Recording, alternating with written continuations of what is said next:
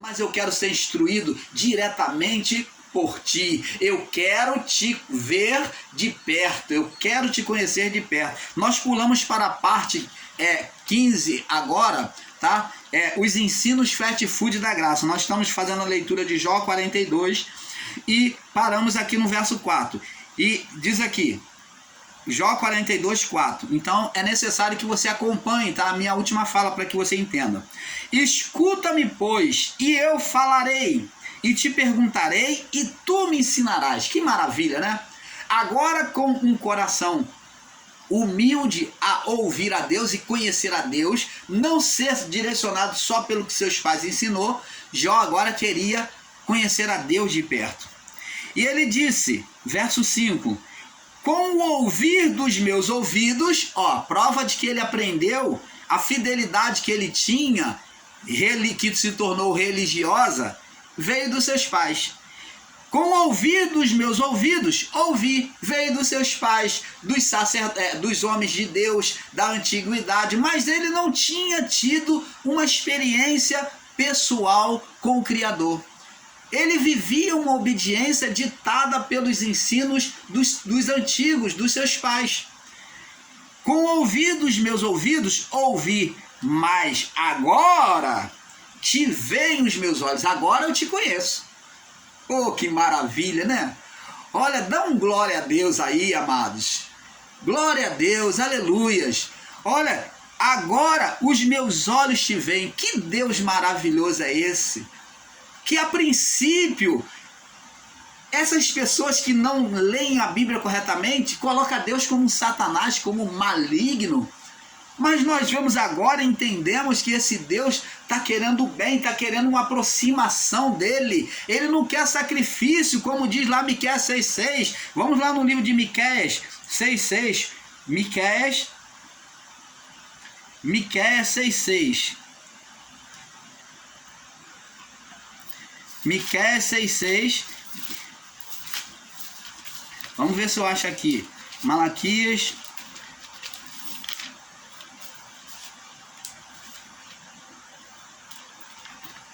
Deixa eu ver aqui. Miqueias 6,6. Miqueias. Depois do livro de...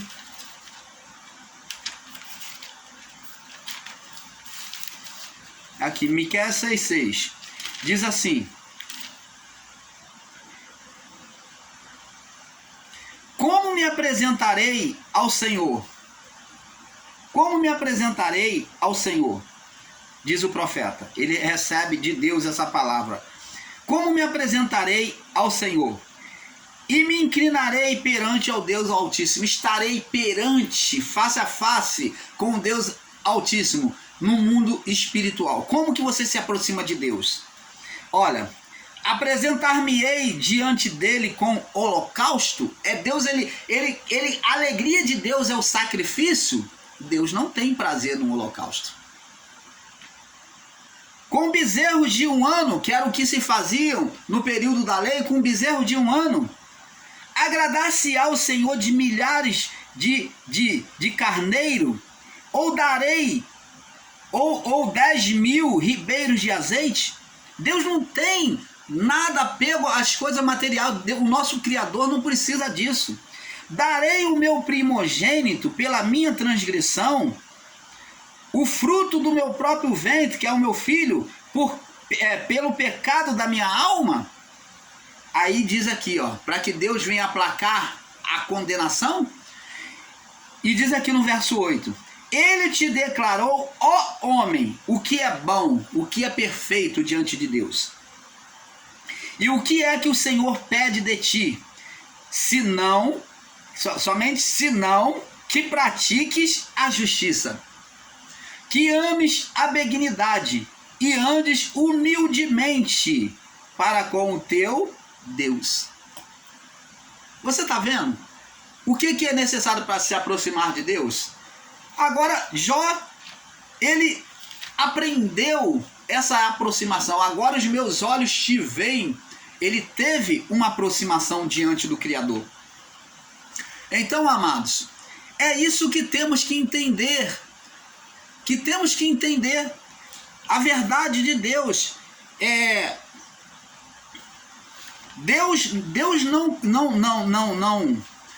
não trouxe o mal para a criação.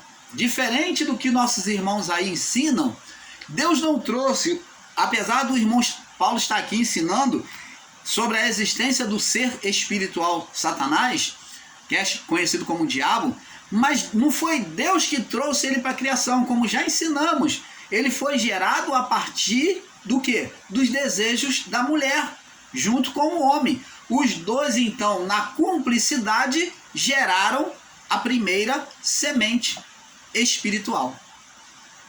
Os dois tinham poder para gerar sobre o corpo físico e sobre o corpo espiritual. O corpo do homem tinha dualidade, físico, natureza física e espiritual. Nessa natureza, o homem poderia gerar tanto para o físico quanto para o espiritual. E então, Deus falou para o homem, deixou o homem escolher, olha, de todas as árvores do jardim você pode comer. De todas as árvores você pode comer. Mas da árvore do conhecimento do bem e do mal, dela não comerás. Então, na árvore do conhecimento, Deus impôs ao homem jejum. O primeiro jejum da Bíblia imposto por Deus foi para não comer da árvore dele, do conhecimento do bem e do mal.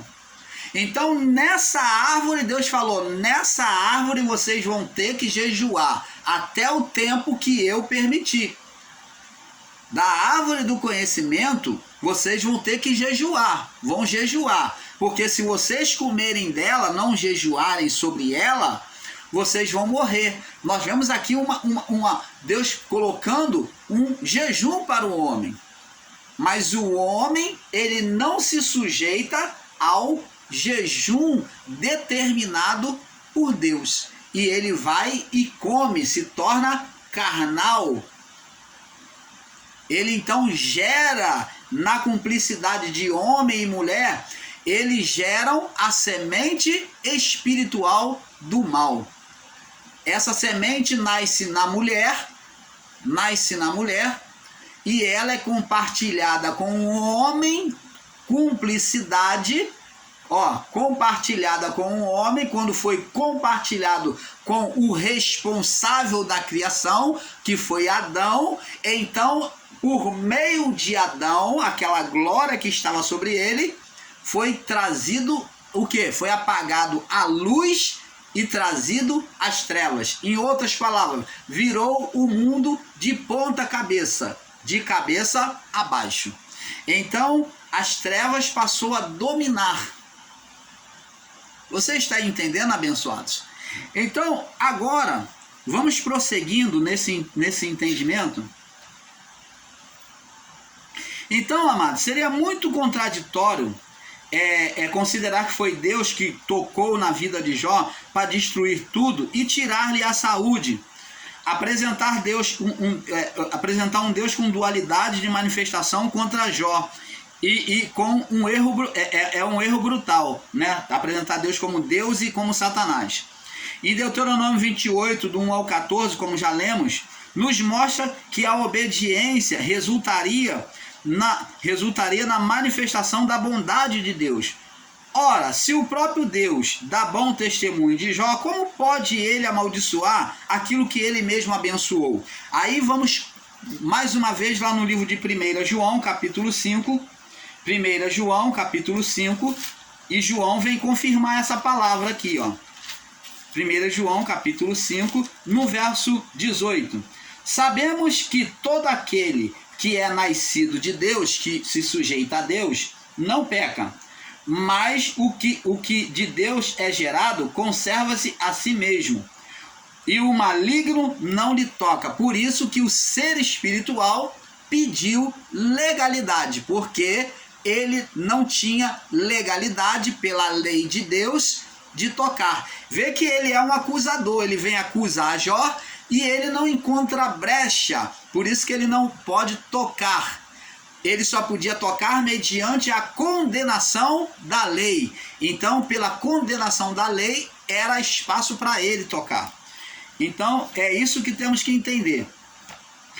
Os nossos irmãos não entendem nem sabem explicar que Deus domina Satanás. Satanás, ele mesmo sendo mau, ele se tornou servo de Deus. É como um cão na coleira, que Deus usava e usa, hoje chamado diabo, para disciplinar o homem.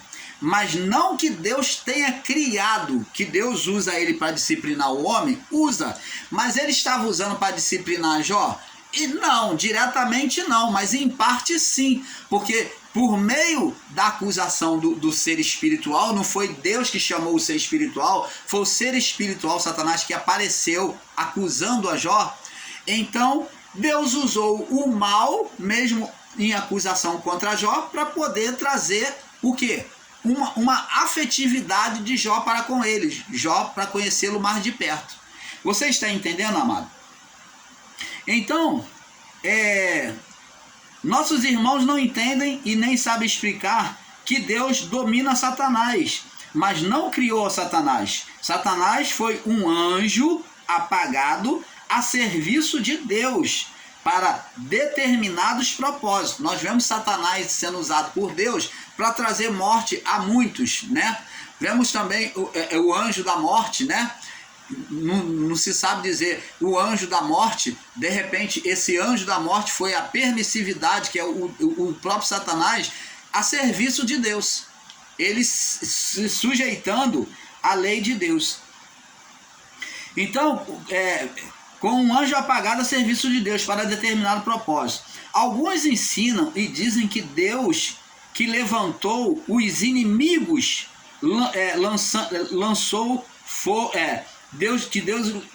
alguns ensinam que Deus que levantou os inimigos contra Jó, lançou fogo dos céus e até levantou a tempestade contra os filhos de Jó. Afirmar que Deus levanta vento forte contra a fé, afirmam que Deus levantou o vento forte contra a fé de Pedro. Eles falam que aquele vento que estava lá na tempestade foi Deus. Eles dizem que é Deus, que foi Deus que levantou para desafiar. Que Deus é esse? Que o filho vem pedir fé de Pedro, fala assim, Pedro falou, Senhor, se és tu, manda-me ir ter contigo. Pedro mostrou fé. E Jesus, acreditando em Pedro, querendo que Pedro demonstrasse a fé dele, falou, vem, Pedro. E Pedro andou sobre as águas, mostrou fé? Mostrou. Então, aí eles dizem que foi Deus que lançou a tempestade. Que Deus contraditório, Deus maligno, é esse que vem roubar a fé de Pedro. Vem tentar a Pedro, roubando a fé de Pedro, lançando um vento mais forte. Você está vendo que contradição? A força desse vento aí foi aplicada, foi atuada sobre a atuação de Satanás contra Pedro. Da mesma forma como Jesus estava no barquinho, houve a tempestade, ele estava dormindo.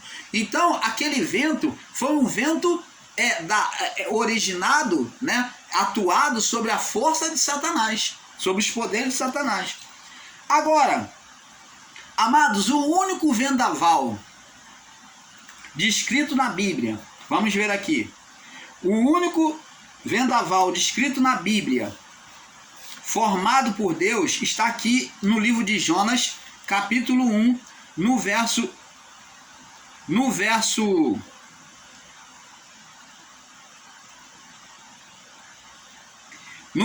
4. Vamos ler do verso 3 em diante. Diz assim, porém Jonas se levantou para fugir da presença do Senhor, da ordem do Senhor, para Tarsis, e descendo a Jope, achou um navio que ia para Tarsis, pagou, pois, a sua passagem, desceu para dentro dele, para ir com eles para Tarsis, para longe da presença do Senhor. E Davi já diz assim, olha o que Davi diz. Olha, Jonas foi muito burro, né, sendo um profeta. Ele já conhecia a palavra de Davi, e Davi disse, olha, para onde fugirei da tua presença? Se subo ao céu, se vou aos mais altos céus, lá tu estás. Se faço no inferno a minha cama, o meu esconderijo, lá tu também estás. E Jonas, querendo fugir da presença de Deus, num barquinho no meio do mar. Parece que Jonas estava desapercebido da palavra, né? Já existia a palavra lá profética de Davi. Mas o Senhor mandou ao mar um grande vento. Você está vendo que aqui está bem claro, mostrando que este vento, diferente do que foi contra Pedro, diferente do que foi contra o barquinho onde estava Jesus dormindo, diferente do vento que derrubou a casa em cima dos servos e filhos de Jó, diferente do fogo que caiu do céu e consumiu os filhos e os servos de Jó, aqui foi vento de Deus, está bem claro. Mas o Senhor mandou ao mar um grande vento. Era uma luta pessoal de Deus com ele. Ele tinha que se consertar diante de Deus. E fez-se o mar um grande e forte tempestade, e o navio já estava quase a ponto de despedaçar, semelhante a uma tempestade de meio mar, né? E Jó estava lá dormindo também, que nem Jesus estava lá dentro dormindo. E então temeram os marinheiros, que clamavam cada um ao seu Deus, e lançaram as suas cargas no mar, que estavam no navio, para aliviar o seu peso. Jonas, porém, vê que Jesus ele dá a aparência do Jonas em todo o tempo, até na morte, né? Jesus aqui parece que aí talvez esses irmãos sem entendimento acham que o vento foi de Deus, mas não. Jonas, porém, desceu ao porão do navio e estava deitado, dormia um sono profundo. Aqui, essa mesma imagem é comparada à imagem de Jesus. Jesus parece que já se deixou levar para se cumprir que ele seria igual a Jonas. Ele faz um paralelo o tempo todo a Jonas.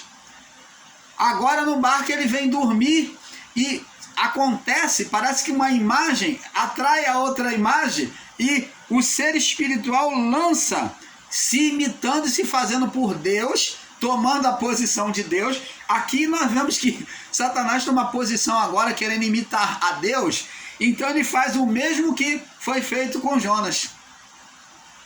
Ele agora tenta imitar Deus, Satanás. Ele tenta imitar Deus aqui. Ele tenta imitar lá em Jesus, ele tenta imitar o próprio Deus. Olha só, quanta maravilha de conhecimento, né, que Deus vai nos dando. Então, e o mestre do navio chegou-se a ele e disse: o que tens, dorminhoco? Levanta-te, clama ao teu Deus, talvez assim esse Deus se lembre de nós, para que não pereçamos. Então, da mesma forma, os discípulos acordaram Jesus, dizendo: mestre, não te dá que perecemos e o Senhor está aí dormindo?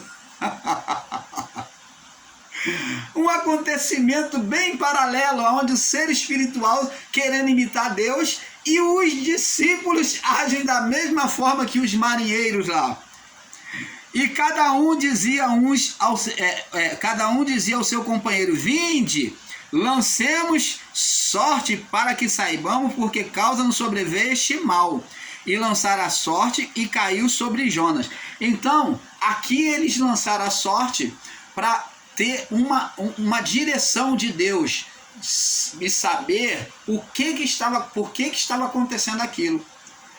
Jó, no seu entendimento, achou que ele estava sendo amaldiçoado por causa de algum pecado, alguma condenação. Era costume deles, quando vinha essas situações agravantes assim, que eles não podiam reverter, então se considerasse que estavam sobre maldição, sobre condenação. Então, aí eles disseram a Jó, verso 8, então disseram: declara-nos tu agora, porque causa de quem nos sobreveio este mal. E qual ocupação é a tua? Quem é você? Qual ocupação é a tua? E de onde você vem? Qual a sua terra? Para ver se não era de uma terra de um povo amaldiçoado, pagão. E de que povo és tu? E ele lhe disse: eu sou hebreu. Então, por aí, ele já no entendimento deles, ele já fala: bom, então é de Deus, então tranquilo. E tema ao Senhor, o Deus dos céus, que fez o mar e a terra seca. E então os homens se encheram de grande temor. Então souberam que era porque Jonas estava em débito com o seu Criador, o seu Deus. Então esses homens encheram-se de grande temor e disseram: por que nos fizeste isto? Pois sabiam os homens que fugia da presença do Senhor, porque ele lhe tinha declarado. E eles disseram-lhe: que faremos nós para que o mar se nos acalme? O que você acha que nós devemos fazer? Porque o mar já é se tornando cada vez mais tempestuoso, ó, tempestade de Deus. Ó, e ele lhe disse: lançai-me no mar, levantai-me e lançai-me no mar, e o mar se aquietará, porque eu sei que por minha causa vos sobreveio esta grande tempestade. Oh, que maravilha! Canal Luzes da Graça, trazendo a perfeita revelação do Pai a vocês. Então, abençoado, aqui no livro de Jonas, capítulo 1, do verso 7 em diante, nós vemos que realmente a tempestade foi Deus. Aqui foi Deus. Jó não tinha entendimento. Jó tinha o entendimento errado por considerar a lei de Deus de forma literal como Adão, de que Deus deixou a sua perfeição. Jó tinha um entendimento errado por considerar a lei de Deus de forma literal, como Adão, que deixou a sua perfeição ao Criador. Como Adão, quando deixou a perfeição, ele teve um entendimento que ouvi a tua voz, tive medo e me escondi. Por quê? Porque a lei entrou, a lei da condenação, né? Então agora ele conhecia o bem e o mal. Então o ser espiritual, a lei já condenava, o ser espiritual já existindo condenou a consciência dele. Outro ensino errado que eles ensinam aí, tanto o sistema religioso evangélico, é que Lúcifer é o diabo. Lúcifer nunca foi diabo. Lúcifer nunca foi diabo. O Lúcifer foi considerado diabo de alguns séculos para cá. Por quê? Porque Lúcifer, o nome Lúcifer é cheio de luz. E este nome Lúcifer foi atribuído a Jesus, ao Filho de Deus. Lúcifer significa portador da luz. Está falando de Adão no seu estado glorificado. Adão, quando descreve lá no livro de Ezequiel Isaías 14, né? Isaías 14 e Ezequiel 28, está mostrando Adão no seu estado glorificado. Ele é chamado de Lúcifer, cheio de luz. É o anjo cheio de luz. Ele é o espírito, ele foi formado a partir do espírito de um querubim, cheio de luz. No seu estado perfeito, Adão foi chamado de Lúcifer. O estado dele, Lúcifer, é um estado, é uma qualidade, uma condição, né, dele, na formação dele. Então Adão foi chamado de Lúcifer antes do pecado. Jesus foi o segundo Adão, o Lúcifer. Ele disse: eu sou a luz do mundo. Depois, os discípulos recebendo a palavra dele, ele pôde dizer: vós sois a luz do mundo. Então agora Jesus estava dizendo que os espíritos que estavam apagados, dominados pela carne, agora estavam sendo acesos, vivificados. É isso que Jesus está dizendo.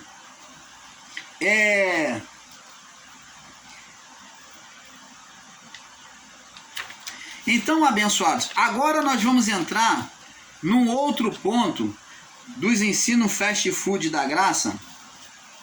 É que muitos têm feito um literalismo nos seus ensinos em afirmar que não existe mais pecados. Agora vamos falar de pecados. Falamos sobre o ser espiritual Satanás. Eu teria muito mais coisas para falar, para mostrar o quanto eles estão errados, né? Nós temos aí, nas passagens bíblicas do Novo Testamento, nós vemos aí os demônios, Jesus fala de Satanás, entendeu? Agora nós vamos prosseguir e vamos falar sobre o pecado, porque os irmãos Fast Food da Graça dizem que não existe mais pecado. Não existe mais pecado. Estariam eles certos? Estariam eles certos nos seus ensinos? Eles, baseado no entendimento literal, eles ensinam isso baseado no livro de Salmos. Vamos lá no livro de Salmos. Se você não entender com o olhar espiritual, você lê a letra, você também vai concordar com eles. Salmos 37, né? Salmos 37.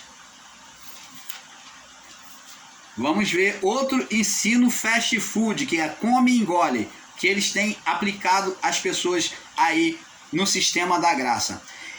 Salmo 37, no verso 10.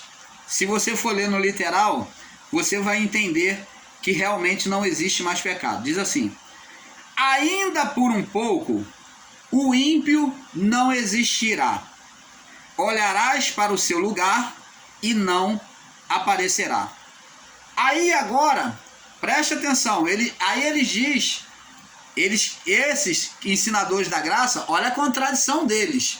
O irmão Paulo está aqui mostrando as contradições, o come e engole, o fast food que eles fazem com vocês aí. Então aqui ele está dizendo que o ímpio não mais existirá por um pouco de tempo. Ia demorar, esse pouco de tempo fala da vinda do Filho, do Cristo, né? Da mudança, né? Do juízo, né? Do grande dia do Senhor, né? O dia do Senhor. E olharás e não acharás o seu lugar, e não aparecerá. Aí eles pegam o literalismo e, para defender as suas teses, eles continuam pregando sobre o ímpio. Continuam pregando sobre o ímpio. Então aqui não era para eles falar mais sobre a existência do ímpio. Não era. Porque aqui está dizendo que ainda por um pouco tempo o ímpio não existirá. E olharás para o seu lugar e não vai estar mais lá. Não aparecerá. Agora, eles pegam aqui a palavra lá do livro que diz do encontro de João Batista, aonde João Batista diz assim, deixa eu ver se eu acho aqui. João Batista, ele diz assim: eis o Cordeiro de Deus que tira o pecado do mundo. Quando Jesus veio vindo para se batizar, ele diz: eis o Cordeiro de Deus que tira o pecado do mundo. Então, eles pegam o literalismo e explicam assim: Jesus tirou ou não tirou o pecado? E eles pegam o literalismo porque ele tomou os nossos pecados, né? O castigo que nos traz a paz estava sobre ele, Isaías 53, porque ele levou os nossos pecados. Então, abençoados, o literalismo leva eles a confessar que o pecado que Jesus tirou é o pecado de todos, até o pecado da carne. Então, o cidadão, eles confessam que você faz qualquer gravidade contra o seu próximo, que você pode insultar a Deus, que você pode matar, que você pode roubar, que você pode fazer o que for, mas que você não tem pecado. Isso seria correto? Não. Ora, se nós não temos pecado, então Jesus morreu em vão. Jesus morreu em vão, porque a gravidade, a carnalidade continua a mesma. A carnalidade do homem continua, a malignidade continua a mesma.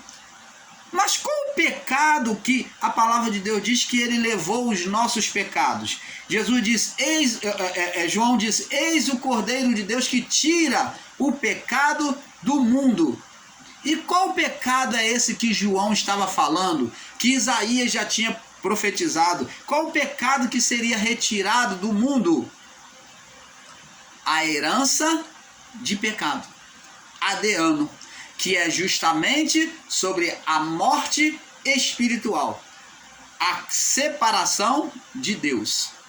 Por isso que Paulo disse: todos pecaram e destituídos foram da glória de Deus. Paulo, quando está dizendo isso, Paulo está falando do estado de pecado inicial, que é herança de pecado adeana, que é o estado da morte espiritual em todos.